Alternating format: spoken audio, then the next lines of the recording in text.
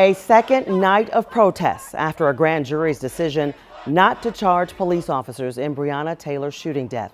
This morning, some of the demonstrations have turned violent. It comes as protesters plan to rally here in Atlanta.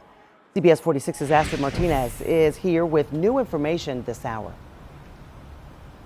Good morning, Karen. And those calls for justice in the Breonna Taylor case will continue throughout the weekend. Here at Atlanta Police Headquarters, there is going to be a rally. The Enough is Enough march will take place at 5 o'clock this afternoon. Then protesters will make their way to the Capitol. And these are some of the chants you're going to hear.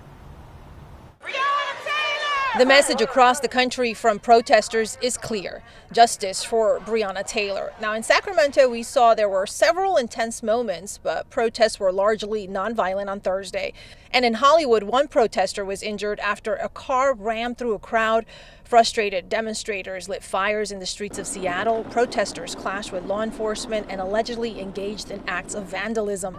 And in Louisville, at least 20 demonstrators arrested in a second night of protests, but that's far less than the more than 100 arrests from the first night. Taylor was killed when police entered her home on a no-knock search warrant back in March. And again, the Enough is Enough rally will take place in Atlanta at 5 o'clock. Local leaders actually calling for the protests, but asking that they remain peaceful. And Martin Luther King III is even going a step further. Hear what he has to say coming up in the next half hour. For now, I'm live in downtown Atlanta. Astrid Martinez, CBS 46 News.